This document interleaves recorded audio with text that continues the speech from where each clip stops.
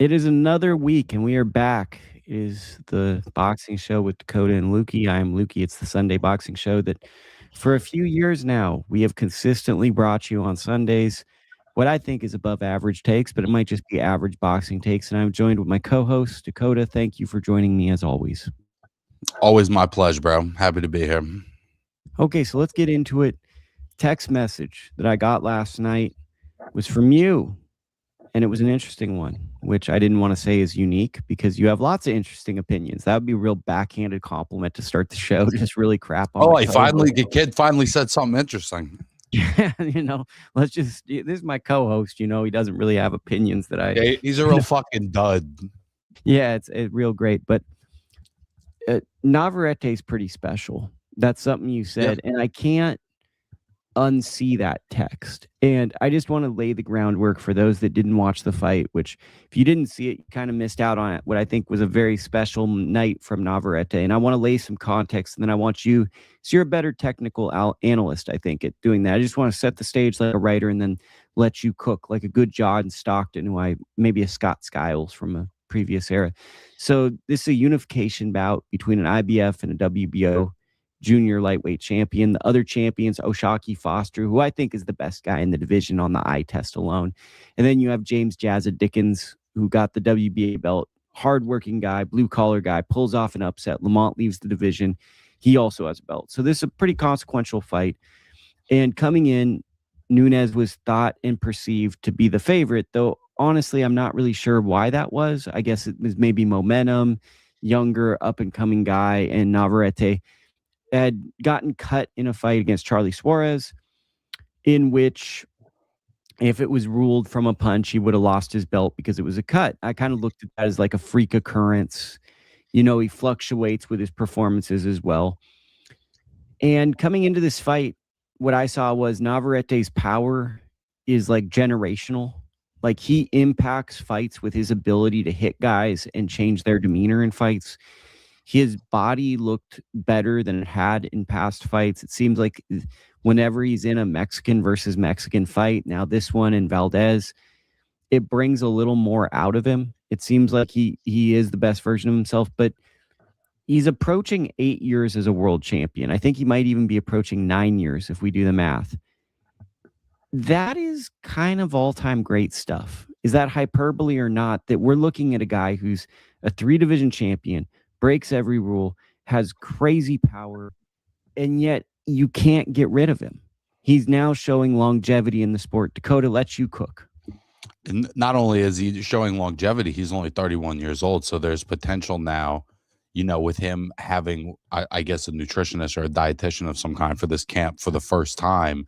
He's already had all this success. And in the recent years where we've seen, the Baranchik performance, the Conceição performance, the performance against Suarez, we're wondering, is even at that age, is Navarrete coming to the end, or is there another chapter? And I think what was so impressive about this fight was to see him come in much better condition. It looked like he was much sharper. He had that awkward Navarrete trigger pull that made him so famous that I felt like it started to slow down just a little bit in recent fights. And, I thought Nunez took maybe a round too many to get his look. Maybe he was a little starstruck. Maybe he was in with a really awkward champion who has sort of a unique way of delivering his offense that catches you off guard. Everything you said, he's done it the wrong way, but in many ways, but he's shown this longevity. He's shown this ability that even through all these hard fights, he's maybe even getting better. And I think that's part of what is surprising. I think that it was easy to assume that maybe we were coming to the end of Navarrete's era. And if you think about it, the guys that, have success with him are the special guys. Or there's movers. I think that the thing that he maybe hasn't solved is brand check. That was kind of a drawish fight. I don't really think anyone won that fight. Conceição people might giggle, but he's an elite mover. He's gotten world-class wins, and he's good at being tricky. Sure. Ruben Villa is also a really, really good boxer. He's a guy where if you have to plant your feet, and he's at this tier, I don't really see how a guy who plants his feet can beat him unless the power just impacts Navarrete. Which I actually thought that Nunez had the potential to do. It's not like we've never seen Navarrete hurt, right? So I figured Nunez has been a pretty big puncher. They're going to get in the pocket at some point, and Nunez will be able to land something that impacts Navarrete. But it's interesting, bro. Like, as much as he does stand there and trade sometimes, he's slippery in his own way, because when he's getting off his offense, he's doing it from positions where you're not necessarily prepared to throw back. He throws that like looping uppercut from halfway across the ring that is effective, even though you would never teach that in the gym. There's a lot of stuff that he does that just makes him really tricky to pin down. He's effective at doing what he does, right? Yeah. And it's like he's mastered his own style. He owns his own style. And what I just want to editorialize this. There was something refreshing about a fight where Nunez gets stopped because of the eye. There was swelling over the eye, gets stopped.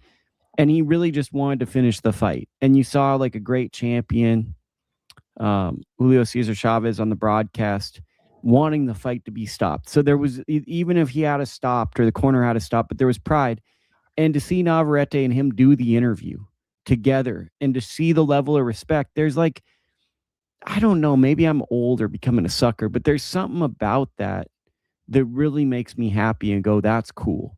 When you see a guy who didn't want to quit, was giving it his all, and immediately when the fight's over, he's showing respect to the guy in the fight, and Navarrete let him wear his hat, which I think was like a sign of respect.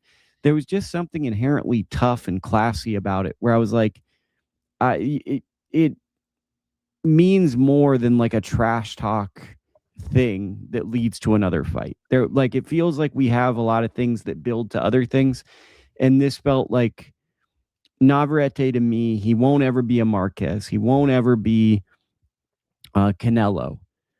But where does he fit compared to Zordo Ramirez in Mexican boxing, right? And I think he's meant more than like a Ray Vargas, who probably is more talented, but he stood out more.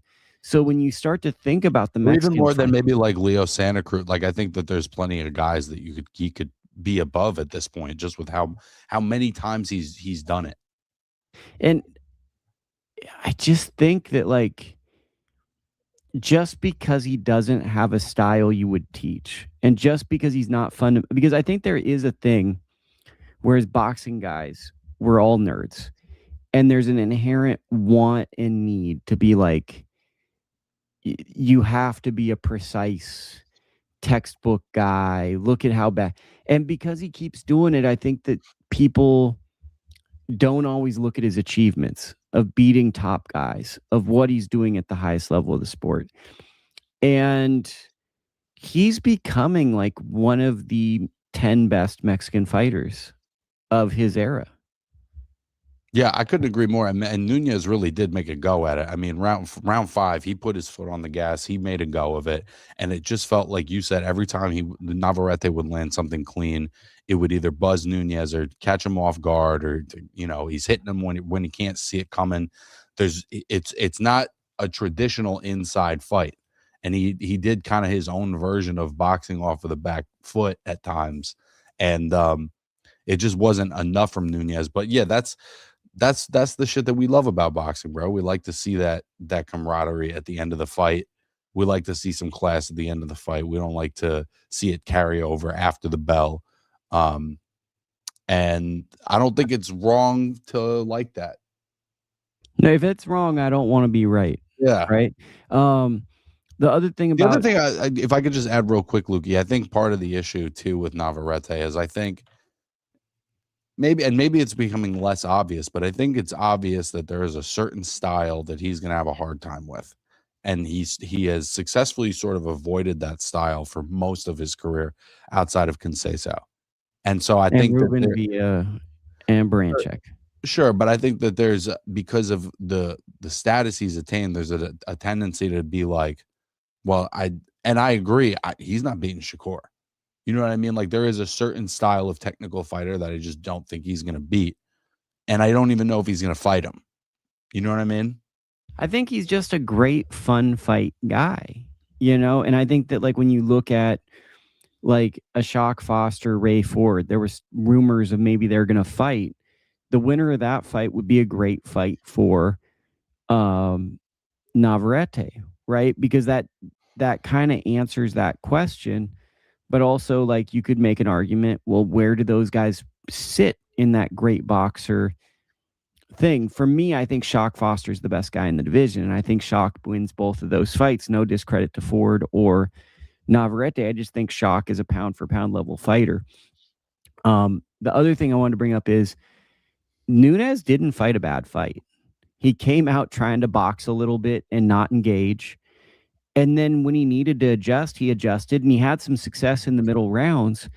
It's just the power of Navarrete is friggin' real. And you didn't even really feel the power until he put his foot on the gas.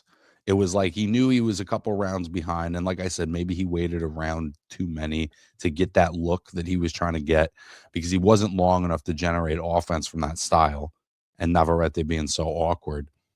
But yeah, I mean, it felt like once he did put his foot on the gas, that was when he left himself open, and that was when he started getting buzzed, and he just started coming in second in a really good inside fight.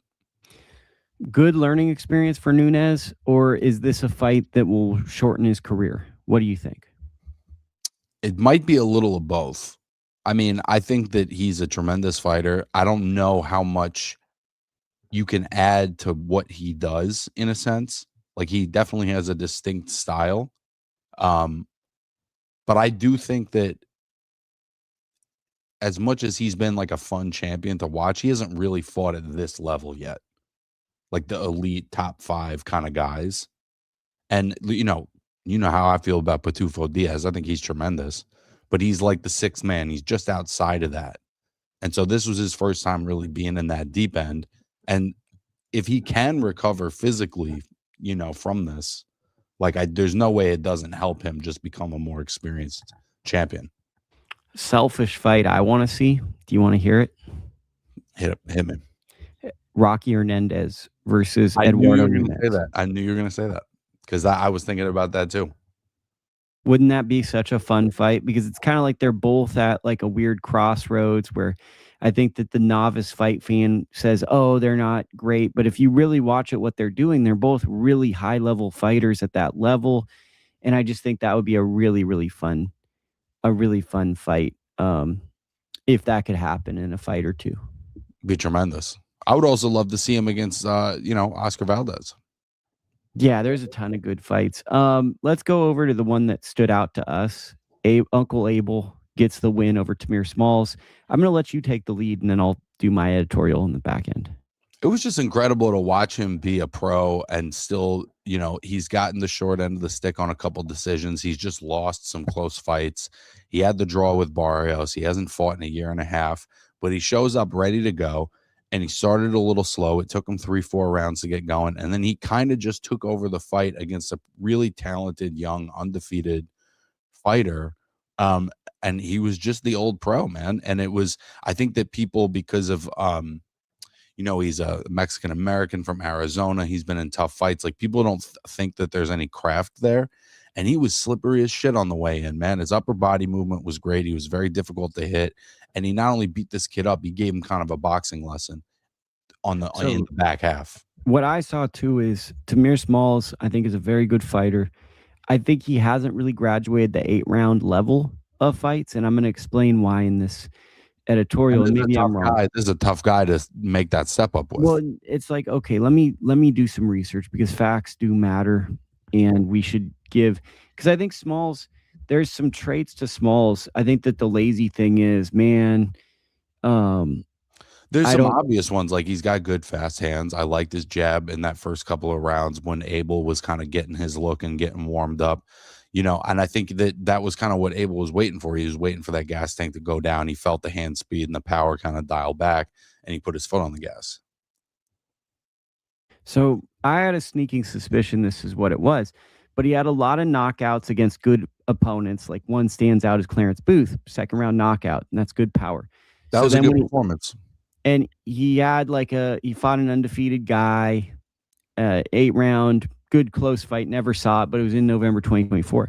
But when he jumped to 10 rounds, I remember with Jose Roman, who gave Jaleel Hackett a hard fight. He actually upset Jaleel Hackett. That fight kind of got out of control for Smalls in the second half of the fight. He hasn't really adapted or built a style, in my opinion, for those 7, 8, 9, 10 rounds. He kind of gets into a pace where I think he starts slow. He wants his power to kind of take over. And if guys don't kind of chill out because of his power, there's like a gear he's not quite got yet. So he wants well, to he wasn't even really landing his power, and you could see he was putting the work into getting his work rate and his activity up, and he just wasn't getting a lot out of it. So in this fight, it's like we saw that with the Roman fight. And then in this fight, it's like you're jumping another level of competition. And I think the expectation or the hopes maybe for him was, I'm going to have a really good performance and I'm going to jump into world title contention. So I'm not saying he's overlooking, but there's also like a sort of an expectation. We want to stand out here. And I think what was tough was he started the fight really well. You know, he won 4 rounds straight. But when he was winning those rounds, he had to work extremely hard. He had to work very, very hard to basically win rounds 60-40.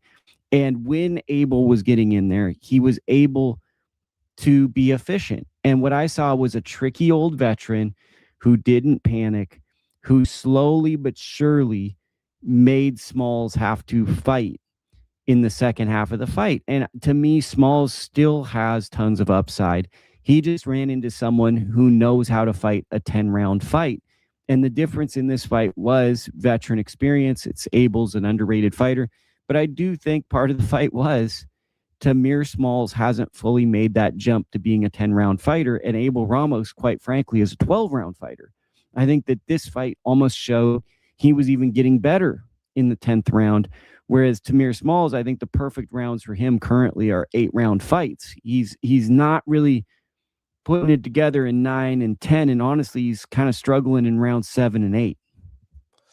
Well, but I think some of that was Abel. I think the way he was placing those body shots in the middle rounds, the way that he was able to, it was interesting because he kind of came out boxing on the back foot the way Nunez did, and then switched it to more of a front foot fight. The difference was he was making himself difficult to hit as a front foot fighter. And so even then, Tahmir is still working to try to keep him off, and he's not really landing a whole lot. And Abel's crushing him to the body, and then down the home stretch, you know, he didn't really have the juice. And that's part of what experience does. Like, if you can stay relevant in the game and keep getting better, you see Abel Ramos in his mid-30s, maybe even better than he was, you know, when he fought Ugas or Jamal James, or even when he fought Barrios. And I think part of that is when you have hard fights, we go, oh, that, you know, he hasn't been active. But I think by taking breaks after hard fights like this, he has kind of preserved what he has. I also think a thing I was seeing was Ramos was putting a lot of mental pressure as well as physical pressure on Smalls. Even if he wasn't being effective, it felt like he couldn't keep him off. He was slipping shots. He was always in range to punch. And I felt like there was a physical he had to get away, but I think that he never let him mentally check out or take breaks. And I think when you're making that jump from kind of competition that you might have an advantage physically over or talent-wise, to stay focused for every second of the fight is tough. And I think that what Abel did a great job was, yes, you're winning these early rounds, but you're going to have to stay engaged.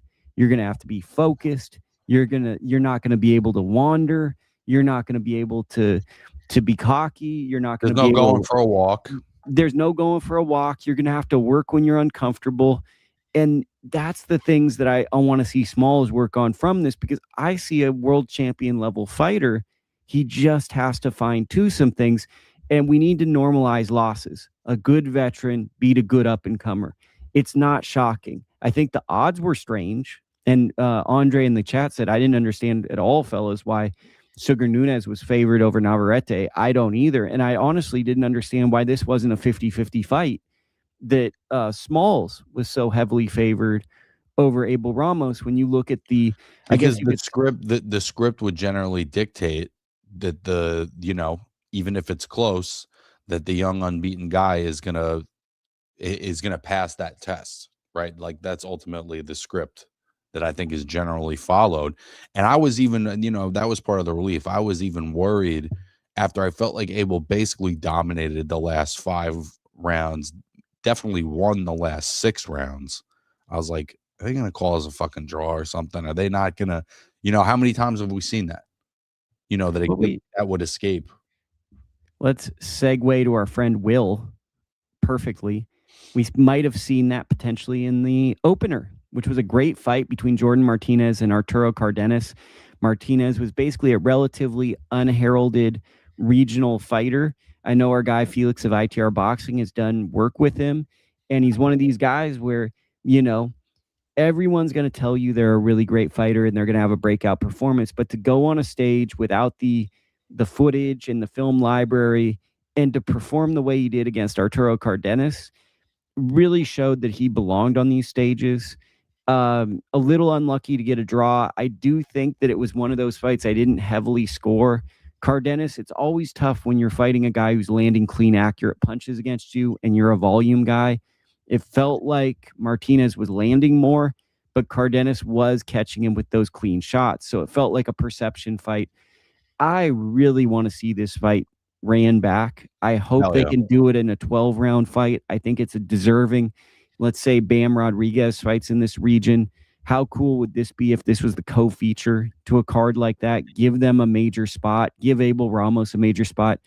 I just feel like these two, and I think Cardenas' performance in this is very underrated too, because the fight was getting away from him, and he totally made it a competitive fight. This fight started about as bad as it could have, and he didn't get blown out. He made it a very competitive contest, and I think that sometimes when we don't know who the fighter is, you romanticize the underdog. But I think Arturo Cardenas also showed us a ton by it was a nightmare. The fight started as a nightmare, and he didn't let the nightmare overtake him. He was game through the whole fight. What did you see, Dakota? I saw him keep his cool, and I thought that Martinez kept his cool when Cardenas had an answer. And so I thought both young men were very impressive. I did score the fight. I had it 6-4 for Martinez, but it was tough for me to be angry at a draw in that instance because there was multiple kind of close rounds where they were, really banging it out on the inside. Martinez did some beautiful boxing in that fight, and Cardenas had to go and find his spots more so than they were going to be presented to him. And I felt like he did that effectively in the middle rounds. But Martinez just always had an answer for it. So the draw didn't feel entirely inappropriate, though I felt like Martinez probably deserved the nod. And I would love to see that one get run back, man. That was a beautiful fight. Champy, I think it related to you. Arizona has talent. We're the most underrated boxing state in the U.S. They got a lot of good fighters. Facts. Check out ITR Boxing. They have a lot of exclusives on Arizona fighters. Bipolar boxing picks. I bet Arturo Cardenas, but I thought he lost a close decision. So someone who had teeth in the game thinks that. Shout out Bipolar Boxing. Now we're going to jump over to Emiliano Vargas. Really good fight. Let's go to the chat first. How far is Emiliano Vargas from a world championship fight? Who are some of the guys you'd like to see him in with? And then Bipolar Boxing Picks says, I was at Bryce Mills' fight last night, also a junior welterweight, and he called out Vargas. I think that's a good step up for both. That is a good fight. I actually would like to see that fight. I like that. I will start with my thoughts. Emiliano Vargas shows tons of superstar potential. There's a look, there's obviously a famous father, and there's obviously fast twitch muscle and ability. The question is, his record is getting to that point of someone that, he can only fight a certain tier of opposition. When you're in 10-round fights, there's only a certain level. This, I think, would be his first 60-40 type fight. There were more things maybe in his favor, but he fought a guy. I absolutely hated the stoppage. I think that Quintana really wanted to finish this fight. The fight had gotten away from him, but I thought that there was no real reason. This is probably like one of his last hurrahs as a pro, and to take away. Why you say that? I just don't think he's probably going to get that more opportunities. He's a tough guy who's a tricky counter puncher. And I think that maybe some prospects will face him, but I think this is going to be someone that's going to have to do a lot of work on his own and to get opportunities, because he's capable of spoiling. He was neck and neck with Vargas until Vargas was able to adjust and take over with physicality and speed. but I didn't love the stoppage. I thought I thought Vargas was well on his way to winning, but it felt whatever. I think there's a ton of potential with Vargas. That being said, he's the same age as Abdullah Mason, and I don't see him as Abdullah Mason. Do you know what I mean? But Abdullah is so special, Lukie. I mean, that's what I'm fighters saying. develop different. How many fighters that are 21 years old have 17 fights? So that's where I feel like we have to be a little more lenient with the young fighters. Like, Vito picked up an L as a teenager. You know what I mean? Everybody develops differently. I think it's just a tough gig to be a teenager who turns pro in boxing.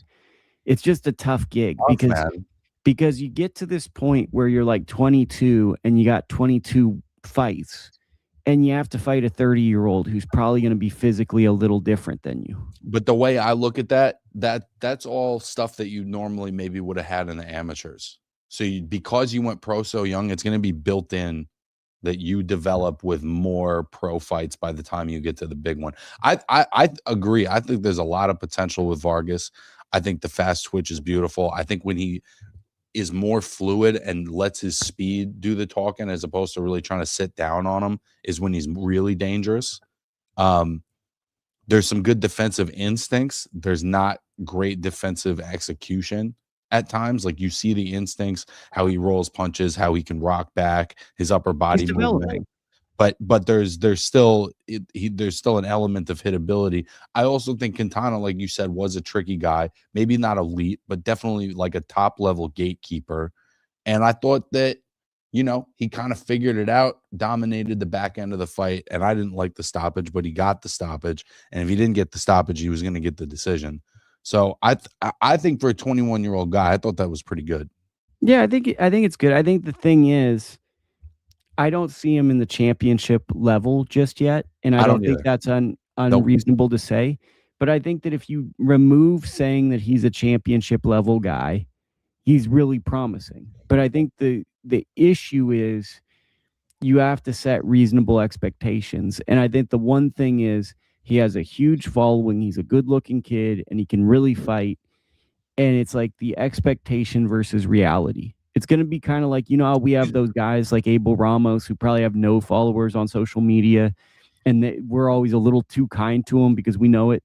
It's like you're probably going to be more prone to criticize Emiliano Vargas unfairly because he has the following and he's going to get more opportunities. Yeah, but listen, he doesn't act like a fucking dick. That's true too. He's and I think that his father. He's not a Chavez Jr. He's not a, he's not a Ryan Garcia. He's not embarrassing to the sport. So I think that even if he is the son of a legend, he is kind of building it on his own. And I think there's something nice to be said that you can tell how much his father cares about him. And you can see that between the camera. Like, it's not phony. And I love seeing, he's going to go as far as he goes. He could be a world champion. He could be an all-time great, or he could not be. But there's something nice to see people going on a journey. And with him, I think part of what the superstar potential is it's not just the ability. This is a fascinating journey of a young kid who has realistic dreams of being a great fighter. And you get to go on the journey with the dad who kind of got rushed to these big fights quickly. And he's trying to use his experience to guide his son that he cares about. So I think it's a contextual story that's very fascinating, and I think they're well-intentioned, and it's something that we're going to monitor, right? I think one of the fascinating elements of it, too, was in a weird way, that was kind of what made Fernando great, was that he got thrown into the deep end so young, and even when he didn't win, he really rose to the occasion and hung with the greats, the contemporaries of the moment. But I think because he had to become great in that way, he's learned those lessons, and now his son is able to do it in a little bit more of a measured way. He fights in a little bit more of a measured way. And like, you've been in the gym with those guys. Everything we're saying, I guarantee Fernando already knows, Yeah, he knows more than us. Like, we're just some dorks that never had a pro career. He knows more than us. Let's go to the news of the week. Some people only get their news through the show. Let's go to the news here. Trying to do better at the news. We have 2 topical news segments. Our guy, one of our favorite fighters, Alexander Usyk, is taking on a kickboxer named Rico Verhooven. It's happening May let me see. Is it May 23rd? I think it's May 23rd. May 23rd. I'm completely uninterested in this fight. It doesn't really mean a thing to me. That being said, Usyk has basically fought in everybody. Maybe this is the start of the Usyk retirement tour. Maybe it's just a fun fight for him. I'm not like, I'd like my guy Caballel to get an opportunity to belt, so I don't want this to hold things up. But I'm rather indifferent. You know, this is not a fight I'm going to go out of my way to watch. It doesn't seem like rocket science. You have a kickboxer who's had one pro boxing fight, fighting arguably one of the best heavyweights ever, except for when the chat. Already done this. We've already done this. It's goofy. We've already done this. You know? It just seems like, yeah, I just don't really see what we're doing. Who is this for? I don't know, because Usyk doesn't, like, maybe he has a fan base in Eastern Europe and the Ukraine that we don't understand, and maybe this kickboxer has a following in Europe that makes this fascinating on a cultural level. But especially for a US audience, this is one of the most decorated heavyweight champions, a fascinating figure, fighting a kickboxer who's very good, but this isn't kickboxing. And this is just basically Usyk fighting a novice pro boxer who's distinguished in another sport. It's happening in I believe Egypt. It's happening, and yeah, it's so mid. It's just not. It's not a great thing. But I think guess I'm more than indifferent. I actually don't like it. I don't like that it's for a belt. It makes real belts look like fugazis. To me, I don't see anything redeeming about it as like a boxing. The only thing I see is, I feel like Usyk's whole career has been kind of poo-pooed and underrated.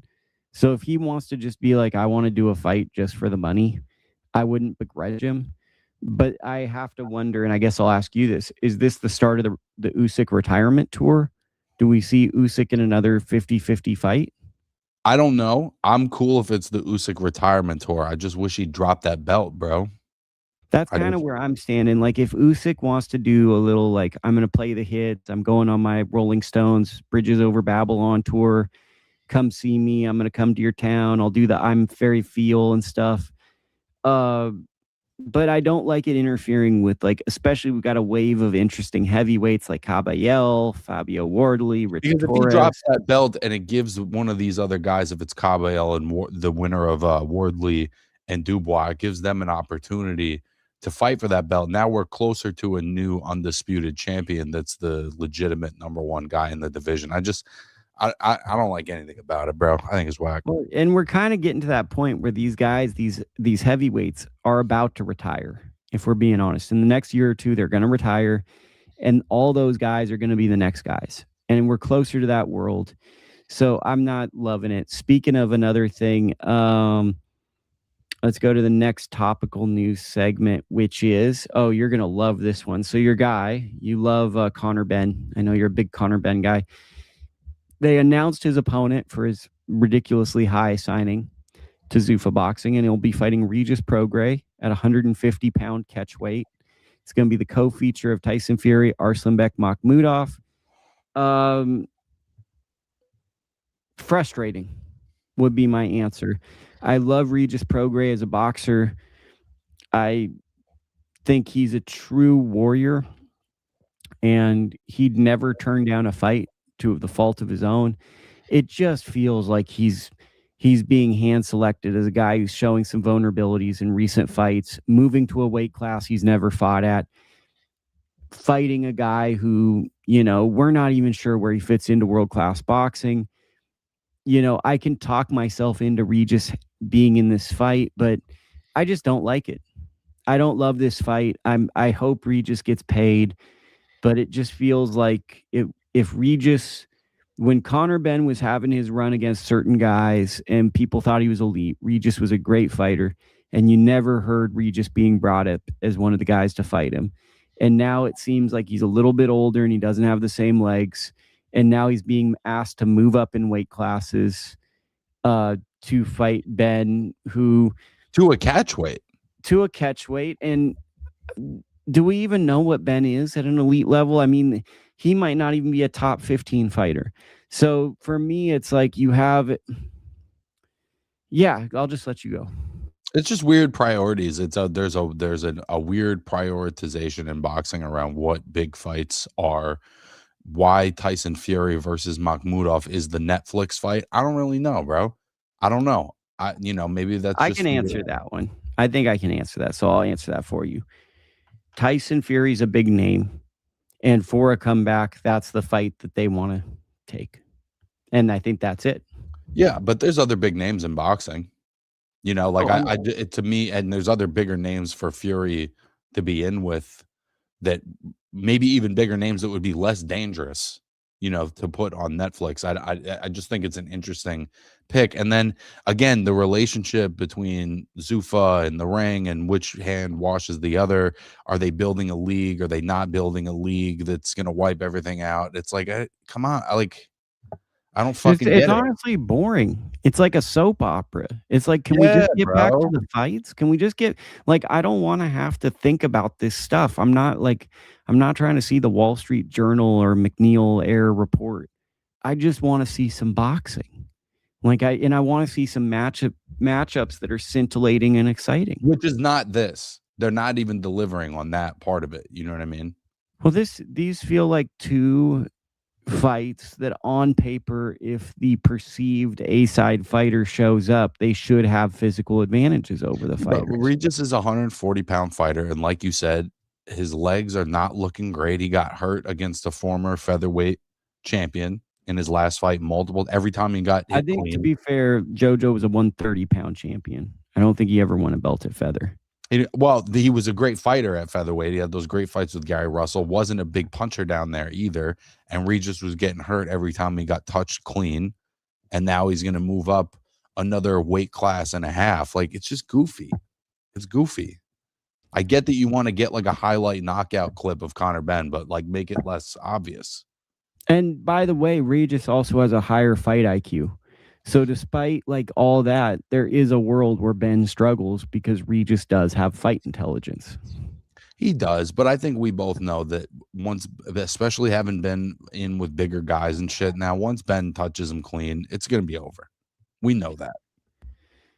We will see. Bipolar boxing picks. Neither fan base of either sport wants to see this. I'm okay as long as it doesn't hold up the division, but it looks like it will. That's for the Usyk. It's very out of touch with what boxing fans and boxing people want, but that's what's in right now, is like that.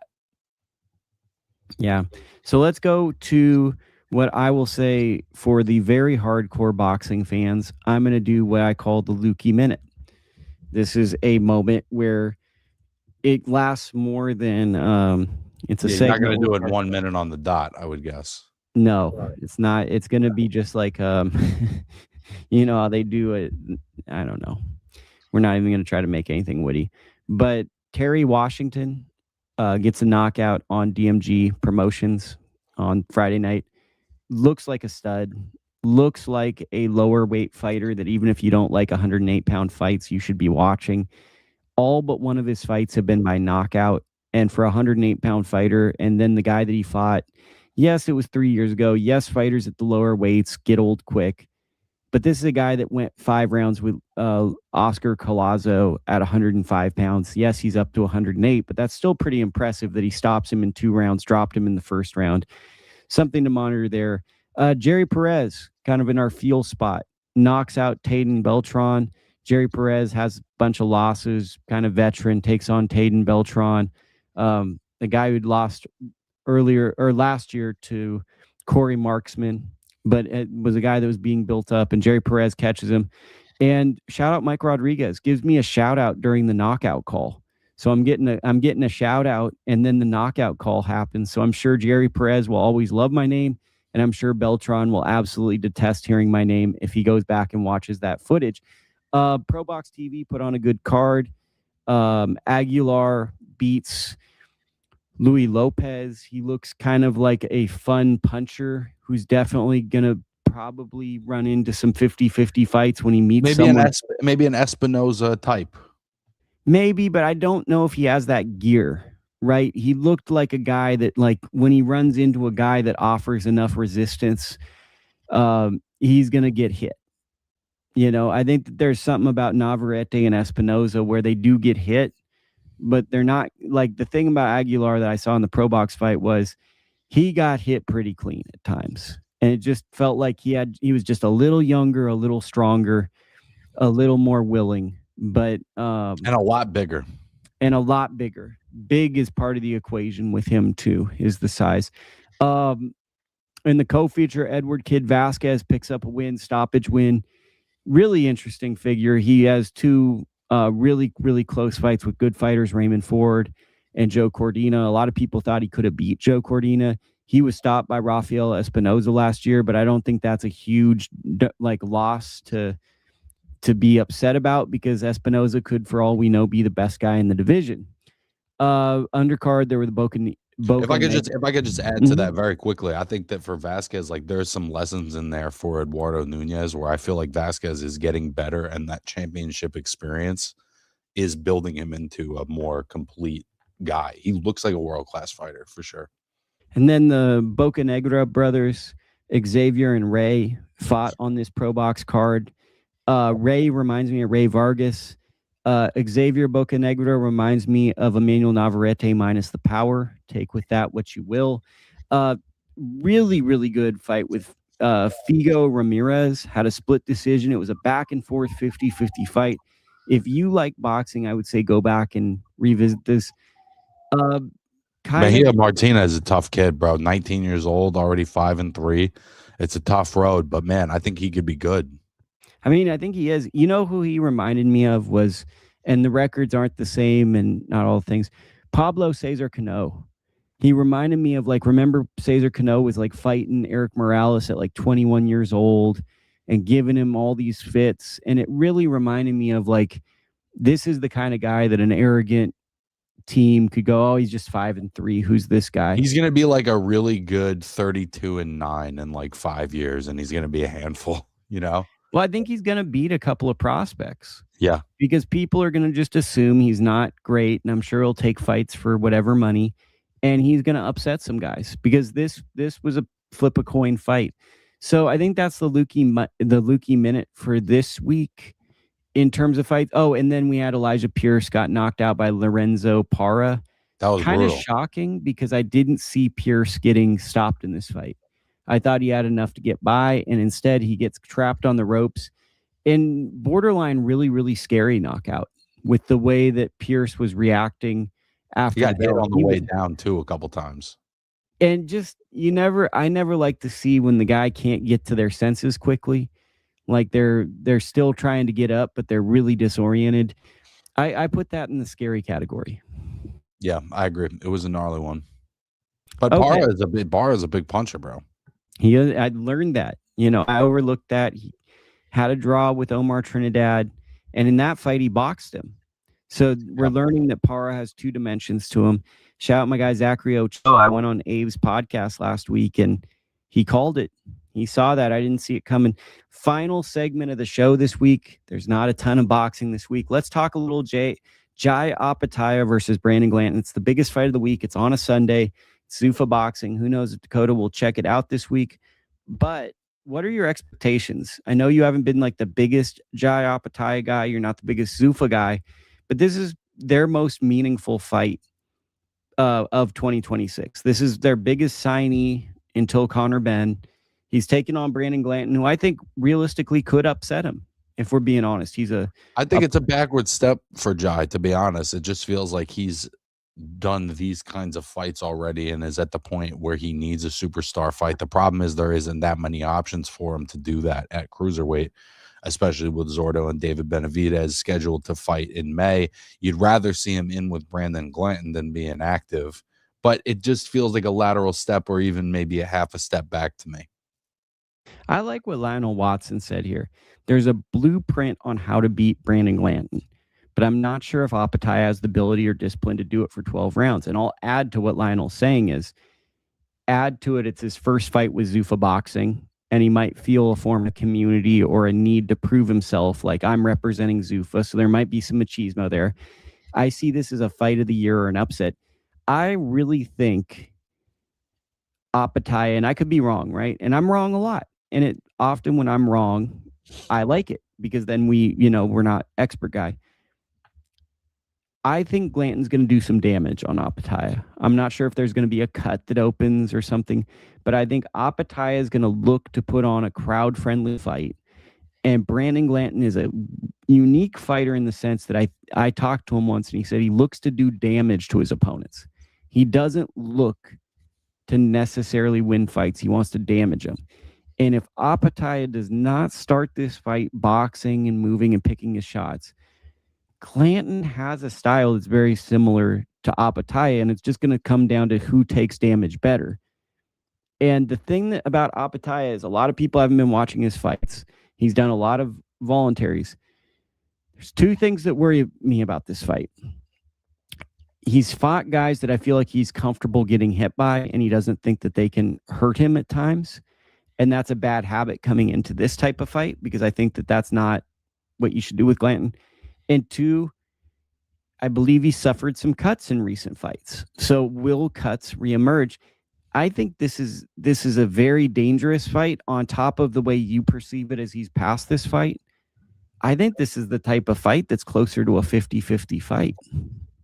I think it's more of a 70-30, but I think that, like, for me, I've always seen what everybody sees with Jai Opetaia. You see the athletic brilliance. You see him get these flashy knockouts. You see the fast hands. There's some things about him that just really, like, jump off the screen. The problem is I don't know as much about him as, like, a Zordo, about how he plays out through a 12-round fight. And the only time I've really seen that was in the second Bradis fight, and he got hurt in the last round. He almost got knocked out in a fight he was dominating. So I feel like there's always these moments where he's getting buzzed, he's getting clipped, he's getting hurt.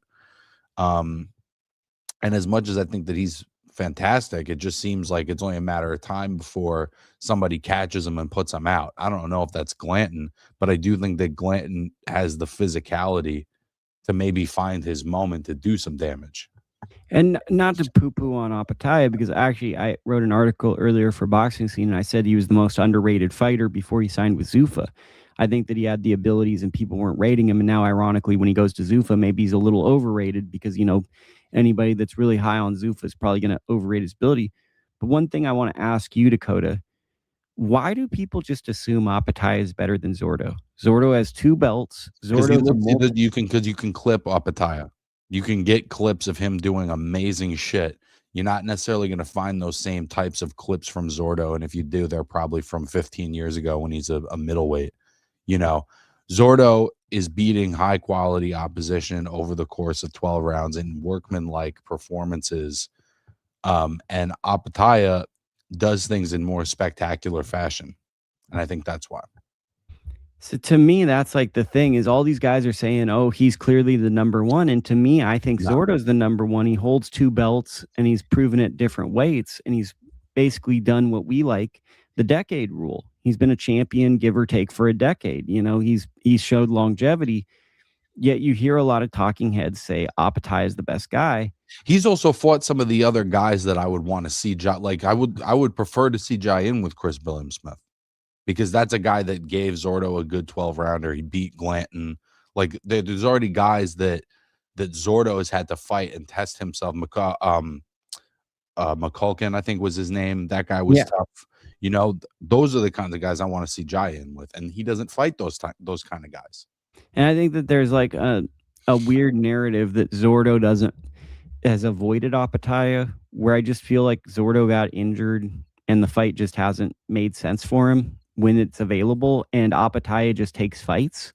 He doesn't like wait for a fight. So if like Zordo's injured or he's not taking a fight, he just takes a mandatory. So I think that it's just been like an unfortunate situation, but you know how this goes. Oftentimes in these situations, people favor one fighter over another, and it's typically the fighter that gets knockouts and who they perceive as like, this guy's trying to make the fight. And logic and reason often doesn't play a factor in that, you know? And I genuinely do think clippability is a big piece of it. You can't cut clips of Zordo the way you can of Opetaia. It's the Kobe Bryant rule, right? Like Kobe Bryant's the second best player behind Michael Jordan. Just look at the highlight clips, but then they don't show the games where They went down. They were up, what was it, 3-1 to the Suns, and then the Suns come back 4-3 and beat Kobe. But I could just cut 20 clips of Vince Carter dunking from the free throw line and be like, that's the best guy. And then probably wouldn't be a tough sell in the clip era, But then it's like you get a guy like Tim Duncan, who probably was the best guy in that era, and his clips are just going to be him shooting schoolyard threes, getting a post-up rebound, blocking out. And people are going to be like 25 bank shots in a row. Yeah, it's like people are going to be like, maybe you get him grabbing the rim while standing up to start the game to stretch. And it's like, they're like, oh yeah, this guy would be like a good role player. And you're trying to explain to someone, no, this guy actually was like the most dominant guy of this era. And yeah, I think that you're onto something with clippability. Undercard for this card, I'm just going to run through it because does it exist? It does exist, so that's why I'm here to break it down. The undercard, interesting that the undercards don't come out super quick. I'm wondering if that'll change over time. There's a fight that I'm really circling on this undercard that I love. Ricardo Salas versus Jesus Sriracho. We did a watch along of Sriracho versus Cesar Francis. Sriracho's just a good time, man. He's had a fight with Alberto Palmetta on ProBox TV. That was a good time. I mean, I don't think he'll ever be like a world championship level fighter, but he's just a guy that's going to have a good fight, and he's like a good mid-tier contender. He can produce action fights. That's one. Kind of a Dakota hidden gem. This is what I'd call a Dakota one. Super bad Vlad Panin taking on Shenard Bunch. And that's a pretty good fight because Shenard Bunch is someone with a deep amateur pedigree that had high hopes. Lost to Brian Flores, I believe, at a fight I was at on Showbox. And then Super Vlad Vad is kind of like the same guy. He's had some success, but then he'll lose a fight, etc. So that's kind of like a crossroads fight between two guys that I think really thought they had the potential to be world champions, being matched tough. Beyond that, Aiden Palma is someone that I'd watched from 360 Boxing promotion cards. He's taken on Pablo Rubio Jr. Pablo Rubio Jr. is someone from the Northern California the California box scene. He's from Southern California. I remember seeing him on Golden Boy fight cards, the LA Fight Club series, Belasco Theater. He was being featured on, took a break. It seems like from the sport he's back. And another one, Jacob Ramos fought our guy, friend of the program, Troy Nash Jr., already returning. He had a close fight in January. He's back March 1st. So that's something I really like that Zuffa Boxing is doing. People criticize Zuffa Boxing, but one thing I do like, a guy provides a good action fight, they're bringing him back quick. Put him in a fight. That's pretty cool. That is your undercard. Does anything stand out to you? I like that Bunch versus Pennon fight. I don't think I've seen Pennon since the COVID bubble. He's been kind of floating around. He's one of those guys that I think probably wanted to get a promoter, like many fighters, and it just didn't work out. And look, for Bunch and Vlad, Zuffa's great, right? Because it's like they're guys who are talented. Maybe they were having trouble getting the opportunities, and maybe this is a platform where they can show their talents. I think that Zuffa Boxing works for a certain guy, like everything. It just creates more options.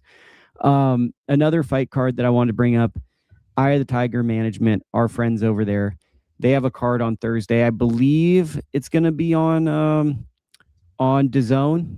I'm not fully sure of that, but I'm pretty sure this is a DAZN card. Main event, it could be a good one. It's Stephen Bang Bang Butler versus Ramadan Hassini. I think it's on that website, bro. The Canadian. No, I think they got a DAZN deal now. So I think they're going to have some of the cards not just on the website now. I think they're broadcasting on DAZN, which is great.